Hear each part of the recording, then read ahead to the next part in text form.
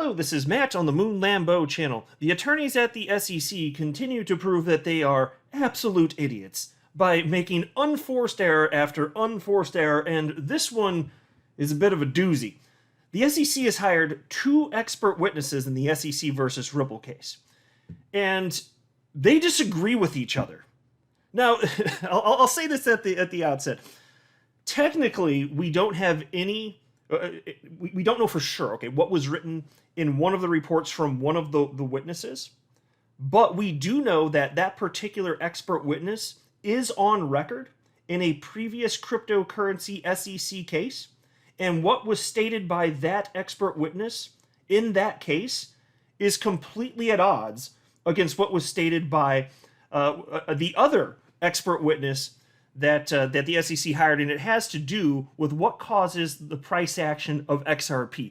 Completely at odds with one another. So the best they could hope to do, given that they've already hired these 2 clowns, is to just lie and pretend that the past statements don't even exist, because is bad. Got a few other topics to discuss as well, but before going any further, I do want to be clear, I do not have a financial background of any kind. I'm not offering financial advice, and you definitely should not buy or sell anything because of anything that I say or write. I'm just an enthusiast who enjoys making YouTube videos about crypto-related topics, but just as a hobby and just for fun. Now, to start off the video, I'm going to be quick on this one, and then I'll get to the meat of what I really am looking forward to discussing, which is the idiots at the SEC making, again, unforced error after unforced error. I made a video just yesterday reporting what the headline's on the screen right now. This is from CNBC.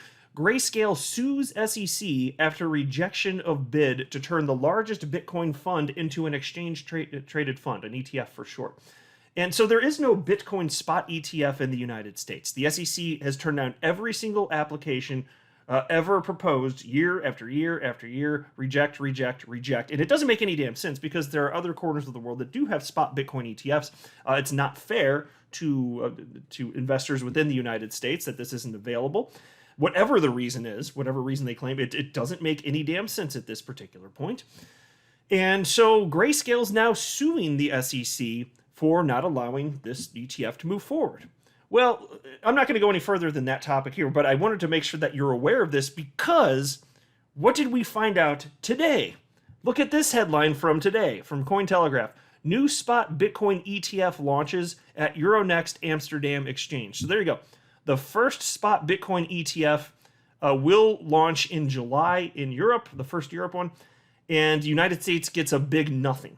And this just comes the day after. So I thought I'd highlight that. And this is important because when you're talking about an exchange-traded fund, like actual Bitcoin is backing this particular fund. So the more people buy into the fund, the more Bitcoin is purchased. So you know how in supply and demand work. If there's more people purchasing it because they have a new avenue to purchase it, that's positive for crypto markets, well, globally, frankly. But not here. Here's what Attorney John Deaton had to say about that. He wrote, "Look at that, Gary Gensler. We must assume the European regulatory agencies don't care about protecting investors the way you do." Exactly.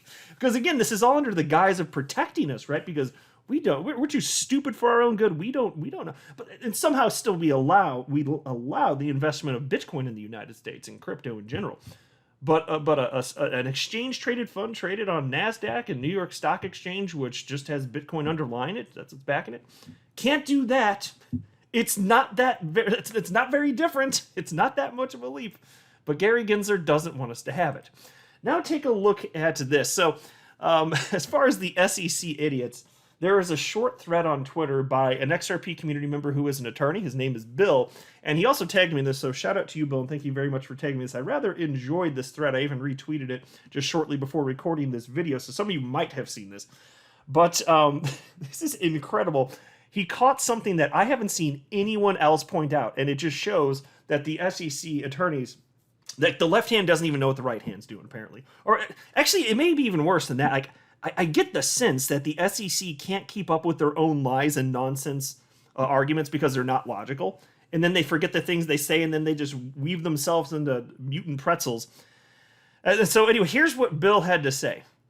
The Grayscale claim against the SEC is exciting, but I return to a topic close to my heart. Mr. Duty's expert report and the SEC's attempt to stifle public debate about his opinion on the reasonable expectations of XRP holders. So I'll pause and note. Mr. Patrick Doody, that's who's being referenced here. He's one of the expert witnesses hired by the SEC. And although we haven't seen his report, it's completed, we haven't seen the report, we do know, because it's been publicly stated, that the report, it does include, among who knows what else, the reasons, his opinion of what the reasons are that holders of XRP decided to purchase XRP. And undoubtedly, he's just going to say that it's for the purpose of speculation, because that would strengthen the SEC's argument on one of the four Howey prongs, right? So I'm fully anticipating that. That's in line with what he stated in the SEC versus Telegram case, another cryptocurrency case, and that, mind you, like everything from that's already public. We know what Patrick Doody said as a hired, paid expert witness in the SEC versus Telegram case. Presumably, he's going to make similar arguments against XRP that he made for the Graham token.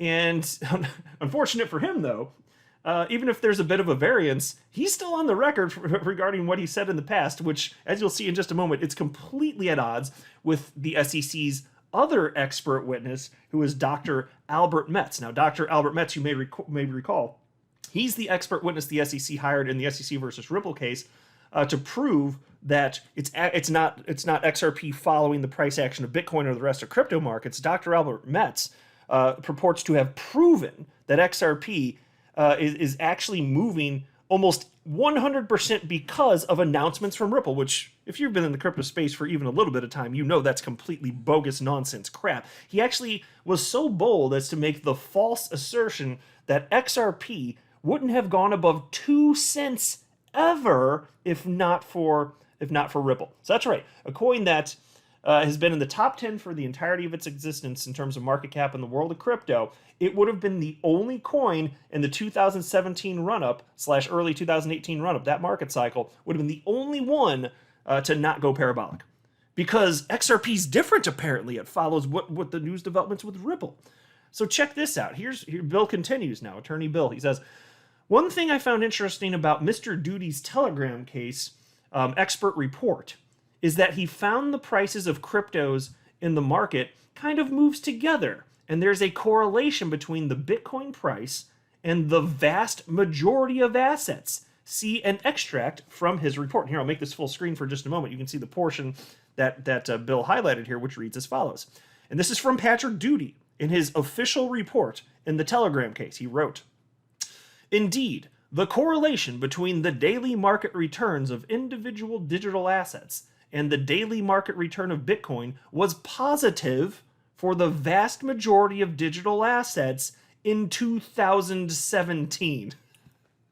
So, okay, they hired him again in the SEC versus Ripple case. Can't wait to see how you worm yourself out of that one. Or did you forget that you said that? Or do you remember but the SEC didn't recall it, so they hired you anyway, even though this kind of breaks their case a bit? Bill continues, though. He says, we do not know, and if the SEC gets its way, we will not get to see, whether his expert report in the Ripple case has given the same evidence on this point, but it seems to be somewhat inconsistent with the SEC's other expert we know about, Dr. Metz, who believes the XRP price is moved by announcements from Ripple, not correlated so much with Bitcoin price movements. Given the fact that while I prepared the thread, the price of Bitcoin has fallen below $20,000, and everything moved down with it, including XRP, I might have to go with Mr. Doody on this one. Yes, indeed, Mr. Doody on that particular point is correct. Markets move in tandem. So why was Mr. Doody arguing that point in the Telegram case?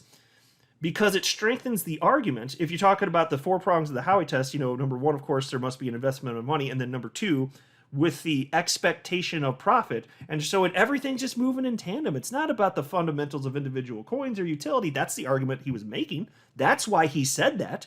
So if you're making just that argument, it works in a vacuum. Sure. Look at that. Look at that Graham token moving with everything else. Look at that. That kind of works, right? Except if you're trying to argue in the SEC versus Ripple case, the opposite at the same time, which is that it's actually Ripple that controls the price action. Okay? See, you can't have it both ways. You needed to pick one of those arguments and stick with it.